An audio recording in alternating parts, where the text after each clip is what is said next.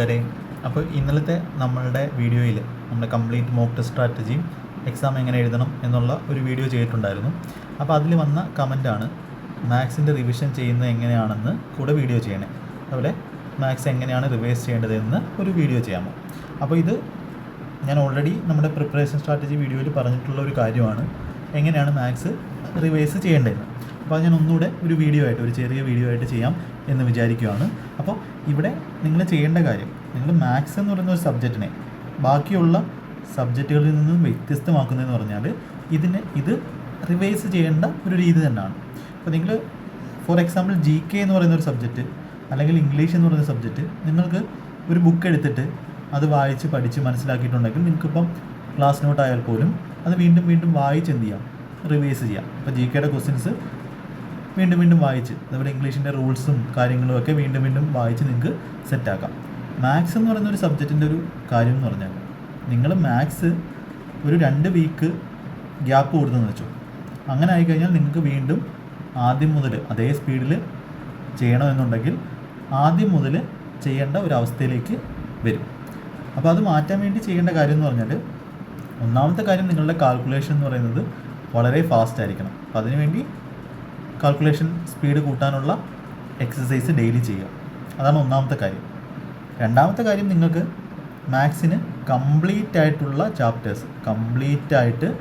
Chapters നിങ്ങൾ പഠിച്ചിരിക്കണം. ഇപ്പോൾ ചാപ്റ്റേഴ്സിൻ്റെ കണ്ടൻറ്റ് അല്ലെങ്കിൽ കൺസെപ്റ്റുകൾ നിങ്ങൾ പഠിച്ചിരിക്കണം. ഓക്കെ, അപ്പോൾ അതിൻ്റെ കാര്യങ്ങളും എല്ലാം പ്രിപ്പറേഷൻ സ്ട്രാറ്റജി വീഡിയോയിൽ പറഞ്ഞിട്ടുണ്ട്. ഇന്നത്തെ വീഡിയോ എങ്ങനെ റിവൈസ് ചെയ്യണമെന്നുള്ളതാണ്. അപ്പോൾ മാത്സിന് നിങ്ങൾ ഒരു ചാപ്റ്റർ പഠിച്ചു, ഇപ്പോൾ നിങ്ങൾ ഫസ്റ്റ് ഇന്ന് പഠിച്ചത് പെർസെൻറ്റേജ് ആണെന്ന് വെച്ചോ. ഫസ്റ്റ് നിങ്ങൾ സ്റ്റാർട്ട് ചെയ്ത് പഠിച്ച ചാപ്റ്റർ പെർസെൻറ്റേജ് ആണ്. ഓക്കെ, പെർസെൻറ്റേജ് എവിടെ നിന്ന് കാണണമെല്ലാം പറഞ്ഞിട്ടുണ്ട്. പെർസെൻറ്റേജ് നിങ്ങൾ പഠിച്ചെങ്കിൽ അതിൻ്റെ ക്വസ്റ്റ്യൻസ്, അപ്പോൾ ഞാൻ എൻ്റെ പ്രിപ്പറേഷൻ ടൈമിൽ റിവൈസ് ചെയ്തിരുന്ന കാര്യം പറയാം. ഞാൻ ഒരിക്കലും റിവിഷന് വേണ്ടി ഒരു ദിവസമൊന്നും മാറ്റി വെക്കത്തില്ലായിരുന്നു. എൻ്റെ കാര്യം എന്ന് പറഞ്ഞാൽ നമ്മൾ ചാപ്റ്റർ പഠിച്ചു കഴിഞ്ഞു, അതായത് എല്ലാ ചാപ്റ്റേഴ്സും പഠിച്ചു കഴിഞ്ഞു. അതിനുശേഷം ഒരു percentage, ratio, profit and loss, simple interest, compound, ഒരു 4-5 ചാപ്റ്റർ നിങ്ങൾ ആദ്യം അങ്ങ് പഠിക്കണം. അപ്പോൾ നിങ്ങൾ റിവിഷനൊന്നും വേണ്ട, പഠിക്കണം. എന്നിട്ട് നിങ്ങൾ എന്ത് ചെയ്യണം, അതിൻ്റെ കൂടെ നിങ്ങൾ ക്വസ്റ്റ്യൻസ് ചെയ്യണം. മാക്സിമം ക്വസ്റ്റ്യൻസ്, പഠിച്ച ക്വസ്റ്റ്യൻസ് വീണ്ടും ചെയ്യുക. അത് എവിടെ നിന്നാവാം, സെക്ഷണൽ മോക്കിൽ നിന്നാവാം, അല്ലെങ്കിൽ പ്രീവിയസ് ഇയർ ബുക്കിൽ നിന്നാവാം, എങ്ങനെ വേണമെങ്കിലും ആവാം. ഇപ്പോൾ ഐഡിയലായിട്ട് ഇപ്പോൾ അങ്ങനെ പറഞ്ഞാൽ നിങ്ങൾക്ക് ചിലപ്പോൾ റിവിഷൻ്റെ ഒരു ഇതുപോലെ വരത്തില്ല. അപ്പം റിവിഷനായിട്ട് ചെയ്യേണ്ട കാര്യമില്ല, ക്വസ്റ്റ്യൻസ് വീണ്ടും ചെയ്യുമ്പോൾ അത് ഓട്ടോമാറ്റിക്കലി എന്തായിക്കോളും. ഇപ്പോൾ മോക്ക് ടെസ്റ്റ് എഴുതുമ്പോഴൊക്കെ അതെന്താണ്, ഒരു റിവിഷൻ തന്നെയാണ്. അപ്പോൾ ഇങ്ങനെ പറയുമ്പോൾ ചിലർക്ക് എന്താവത്തില്ല, നിങ്ങൾക്ക് എന്താണ് ചെയ്യേണ്ടതെന്ന് മനസ്സിലായി കാണത്തില്ല. അപ്പോൾ ഞാനൊരു കാര്യം ചെയ്യാം, കറക്റ്റായിട്ട് എന്താണ് നിങ്ങൾ റിവിഷനിലൂടെ ഉദ്ദേശിക്കുന്നത്, അല്ലെങ്കിൽ റിവിഷനിൽ നിങ്ങൾ എന്താ ചെയ്യേണ്ടതെന്ന് ഞാൻ പറയാം. അപ്പോൾ അതിന് പെർസെൻറ്റേജ് ഞാനൊരു എക്സാമ്പിൾ പറയാം. പെർസെൻറ്റേജ് എന്ന് പറയുന്ന ചാപ്റ്റർ നിങ്ങൾ പഠിച്ചു കഴിഞ്ഞു. പെർസെൻറ്റേജ് പഠിച്ചു കഴിഞ്ഞെങ്കിൽ അതിൻ്റെ ക്ലാസ് നോട്ട് ഉണ്ടല്ലോ, നിങ്ങൾ പഠിച്ച ക്ലാസ്സിൻ്റെ ക്ലാസ് നോട്ട്. ഇപ്പോൾ ക്ലാസ് നോട്ട് എന്ത് ചെയ്യണം, ഒരു വട്ടം പെർസെൻറ്റേജ് ക്ലാസ്സുകളെല്ലാം കണ്ടു കഴിഞ്ഞു. ക്ലാസ് നോട്ട് ഒരു വട്ടം എന്ത് ചെയ്യണം, സ്വന്തമായിട്ട് സെൽഫായിട്ട് എന്ത് ചെയ്യണം, ചെയ്ത് നോക്കണം. ഇപ്പോൾ സെൽഫായിട്ട് ചെയ്ത് നോക്കിയിട്ട് എന്തെങ്കിലും പ്രശ്നം ഉണ്ടെങ്കിൽ ക്ലാസ് നോട്ടാവാം, അല്ലെങ്കിൽ നിങ്ങൾ നോട്ട് എഴുതി വെച്ചത്, അതിനെ നമുക്ക് ക്ലാസ് നോട്ട് എന്ന് പറയാം. ഒന്നെങ്കിൽ ക്ലാസ്സിൽ പഠിപ്പിക്കുന്ന നോട്ട് ഒരു ക്ലാസ്സിൻ്റെ കിട്ടുവാണെങ്കിൽ അങ്ങനെ, അല്ലെങ്കിൽ സെൽഫായിട്ട് നിങ്ങൾ എഴുതിയ നോട്ട് എന്ത് ചെയ്യുക, സെൽഫായിട്ടൊന്ന് ചെയ്ത് നോക്കുക, ക്ലാസ് കാണാതെ സെൽഫായിട്ട് ചെയ്ത് നോക്കുക.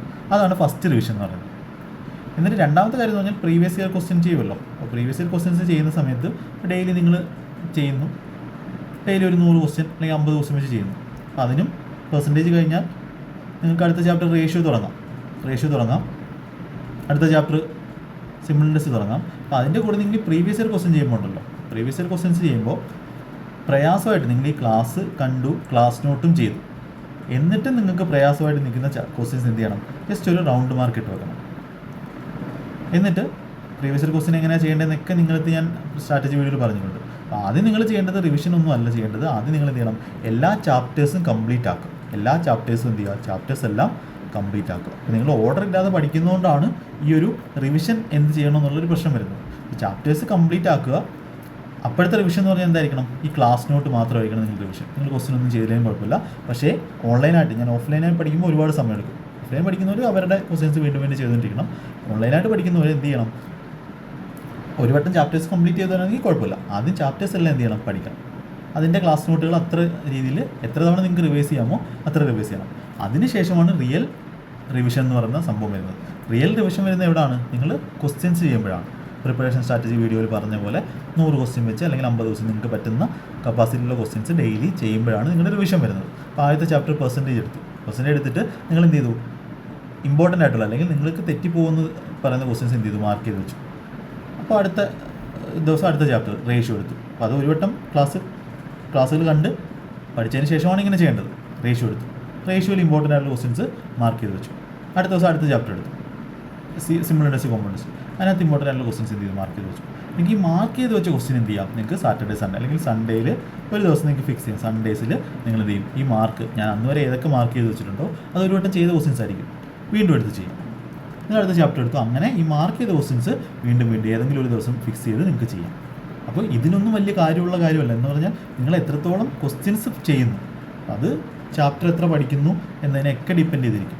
എത്രത്തോളം ക്വസ്റ്റ്യൻസ് നിങ്ങൾ വീണ്ടും ചെയ്യുന്നു, അത് ഒരേ ക്വസ്റ്റ്യൻസ് തന്നെ. ഇപ്പോൾ ഇന്ന് വേറൊരാൾ എൻ്റെ അടുത്ത് ചോദിച്ച ഡൗട്ടായിരുന്നു. ഇപ്പോൾ സെക്ഷണൽ മോക്കും ഞാൻ ഇന്നലെ വീഡിയോ ഇട്ടിട്ടുണ്ടായിരുന്നു. ഇപ്പോൾ പ്രീവിയസ് ഇയർ മോക്ക് എന്നും ചെയ്യണോ? ഇപ്പോൾ സെക്ഷണൽ മോക്ക് ചെയ്യുന്ന സമയത്ത് സെക്ഷനിനകത്തും പ്രീവിയസിൻ്റെ ഭാഗമാണല്ലോ സെക്ഷണൽ, ചിലത് അങ്ങനെ വരും. പ്രീവിയസിൻ്റെ തന്നെ സെക്ഷണൽ പാർട്ട് വരും. സെക്ഷണൽ എന്ന് പറഞ്ഞാൽ ഇപ്പോൾ മാത്സ് ആണെങ്കിൽ മാത്സിൻ്റെ മാത്രം 25 ക്വസ്റ്റ്യൻ. അപ്പോൾ ക്വസ്റ്റ്യൻസ് റിപ്പീറ്റേഷൻ വരത്തില്ലേ എന്ന് ചോദിക്കും, മാർക്ക് കൂടത്തില്ലേ എന്ന് ചോദിക്കും. അപ്പോൾ നമ്മളുടെ ലക്ഷ്യം എന്ന് പറഞ്ഞാൽ സെക്ഷണൽ മോക്ക് എന്ന് പറഞ്ഞാൽ നിങ്ങളുടെ പ്രിപ്പറേഷൻ തന്നെയാണ്. മാർക്ക് കൂടിക്കോട്ടെ, നിങ്ങൾ CGL, CHSL, RRB, റെയിൽവേ ഏത് എക്സാമോ ആയിക്കോട്ടെ, അത് ക്ലിയർ ചെയ്യണമെന്നുണ്ടെങ്കിൽ ഒരേ ക്വസ്റ്റ്യൻസ് തന്നെ ഒരു 5 വട്ടമെങ്കിലും ചെയ്യേണ്ട അവസ്ഥ വരും, അല്ലെങ്കിൽ 3 വട്ടമെങ്കിലും ചെയ്യേണ്ട അവസ്ഥ വരും. അപ്പോൾ നിങ്ങൾ എത്രത്തോളം ഒരു ക്വസ്റ്റ്യൻ ചെയ്യുന്നോ അത്രത്തോളം നിങ്ങളെ എന്ത് ചെയ്യും? അത് നിങ്ങൾ അതിൽ ഫാസ്റ്റ് ആവും, ആ ടൈപ്പിൽ ഫാസ്റ്റ് ആവത്തേ ഉള്ളൂ. അപ്പോൾ എത്രമാത്രം ക്വസ്റ്റ്യൻസ് നിങ്ങൾക്ക് പ്രാക്ടീസ് ചെയ്യാമോ അത് വീണ്ടും ചെയ്യുക, ക്വസ്റ്റ്യൻസ് വീണ്ടും ചെയ്യുക. അതാണ് റിവിഷൻ എന്ന് പറയുന്നത്. അല്ലാതെ ഇങ്ങനെ ഫിക്സഡ് ആയിട്ട് നിങ്ങൾ ഒരു ദിവസം ഞായറാഴ്ച എടുത്ത് ഇതിനു വേണ്ടി റിവൈസ് ചെയ്യണം അങ്ങനെയൊന്നുമില്ല. അപ്പോൾ ഈ ഒരു ചോദ്യം വരുന്നതിൻ്റെ കാരണം എന്ന് പറഞ്ഞാൽ എന്തുകൊണ്ടായിരിക്കും? കാര്യം എന്ന് വെച്ചാൽ നിങ്ങൾ ഇവിടുന്ന് അതായത് കംപ്ലീറ്റ് ആയിട്ട് പഠിക്കാത്തത് കൊണ്ടാണ്. അപ്പോൾ ഏതെങ്കിലും ഞാൻ ആ ഒരു സ്ട്രാറ്റജി പറഞ്ഞ രീതിയിൽ നിങ്ങൾക്ക് ക്ലാസ്സുകൾ കണ്ട് നിങ്ങൾ എന്ത് ചെയ്യണം? ഒരു കംപ്ലീറ്റ് ആക്കണം. കംപ്ലീറ്റ് ആക്കിയതിന് ശേഷം, ഇപ്പോൾ കംപ്ലീറ്റ് ആക്കുന്നത് വരെ നിങ്ങളുടെ റിവിഷൻ എന്ന് പറഞ്ഞാൽ അതിലെ ക്ലാസ്സിൽ ചെയ്യിപ്പിച്ചിട്ടുള്ള ക്വസ്റ്റ്യൻസ് ആണ്. ആ ക്വസ്റ്റ്യൻസ് ആണ് എന്ത് ചെയ്യുന്നത്? വീണ്ടും റിവൈസ് ചെയ്യേണ്ടത്. അതിനുശേഷമാണ് റിയൽ ആയിട്ടുള്ള നിങ്ങളുടെ എക്സാമിന് വേണ്ടിയുള്ള റിവിഷൻ വരുന്നത്. അതെങ്ങനെയാണ്? പ്രീവിയസ് ഇയർ ക്വസ്റ്റ്യൻ ചെയ്തിട്ട് ഇതുപോലെ എന്ത് ചെയ്താൽ മതി? റിവൈസ് ചെയ്താൽ മതി. എത്ര തവണ നിങ്ങൾക്ക് ആ പിനാക്കിളിൻ്റെ ബുക്ക് കംപ്ലീറ്റ് ആക്കാൻ പറ്റുമോ അത്ര തവണ ചെയ്യുക. അതിൻ്റെ കൂടെ മോക്ക് ടെസ്റ്റ് എഴുതുക. അപ്പോൾ സെയിം ക്വസ്റ്റ്യൻസ് റിപ്പീറ്റായി വരുമ്പോൾ അതൊക്കെ എന്താണ്? റിവിഷനാണ്. അപ്പോൾ ബാക്കി സബ്ജക്റ്റ് പോലെയല്ല മാത്സ് എന്ന് പറയുന്നത്. അപ്പോൾ ഈ ഒരു മെത്തേഡിൽ നിങ്ങൾ എന്ത് ചെയ്യണം? ഉപയോഗിക്കണം. എത്ര ക്വസ്റ്റ്യൻ ചെയ്യുന്നോ, പിന്നെ നിങ്ങളുടെ വേറൊരു ടൈപ്പ് റിവിഷൻ ഉണ്ട്. അതെന്ന് പറഞ്ഞാൽ അവസാനമാണ്. അത് എല്ലാ ചാപ്റ്ററും പഠിച്ചു കഴിഞ്ഞിട്ട് അതിൻ്റെ എല്ലാം എന്ത് ചെയ്യണം? ഓൾജിബ്ര, ജോമെട്രിയൊക്കെ തിയറംസ് ഒക്കെ നമ്മൾ എഴുതി എന്ത് ചെയ്യണം? ഒരു പേപ്പറിൽ സെപ്പറേറ്റ് വെക്കണം. അപ്പോൾ അതെന്ത് ചെയ്യണം? അത് റിവൈസ് ചെയ്യണം. ഓക്കെ, അങ്ങനെയൊക്കെ ചെയ്യുന്ന കാര്യങ്ങളാണ്. ഇനിയാണ് നമ്മൾ റിവിഷൻ എന്ന് പറയുന്നത്. ഇങ്ങനെ ചെയ്തു കഴിഞ്ഞാൽ നിങ്ങളുടെ മാത്സിൻ്റെ റിവിഷൻ്റെ പരിപാടി കഴിയും. അല്ലാതെ ഇന്ന സാധനം ഇങ്ങനെ ചെയ്യണം അങ്ങനെയൊന്നും റൂൾ എവിടെയില്ല. എൻ്റെ സമയത്ത് ഞാൻ ക്വസ്റ്റ്യൻസ് ചെയ്തായിരുന്നു എന്ത് ചെയ്യുന്നത്? റിവൈസ് ചെയ്യുന്നത്. ക്വസ്റ്റ്യൻസ് ചെയ്ത് ഒരു ദിവസം അതെല്ലാം ചാപ്റ്റർ പഠിച്ചു കഴിഞ്ഞതിന് ശേഷം അതുവരെ നിങ്ങൾ ക്ഷമയോടെ എന്ത് ചെയ്താൽ മതി? അത് തന്നെ പഠിച്ചാൽ മതി. എന്നിട്ട് ക്വസ്റ്റ്യൻ ചെയ്യുക, പ്രീവിയസ് സെക്ഷനിൽ നോക്കുക. അതൊക്കെ എന്താണ്? ഒരു ടൈപ്പ് റിവിഷനാണ്. അങ്ങനെ ചെയ്തു പോകാം. സൺഡേസിൽ നിങ്ങൾക്ക് വേണമെങ്കിൽ മാർക്ക് ചെയ്ത് വെച്ച് ക്വസ്റ്റ്യൻസ് ചെയ്യാം. അത്ര മാത്രമേ ഉള്ളൂ, സിമ്പിളായിട്ടുള്ളൂ. അതുകൊണ്ടാണ് ഞാൻ വീഡിയോ ആയിട്ട് ചെയ്യാവുന്നത്.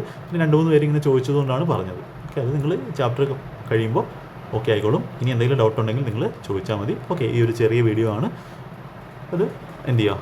സെറ്റായിട്ട് പോവാം. ഓക്കെ, അപ്പോൾ നമുക്ക് അടുത്ത വീഡിയോയിൽ കാണാം. Okay, thank you.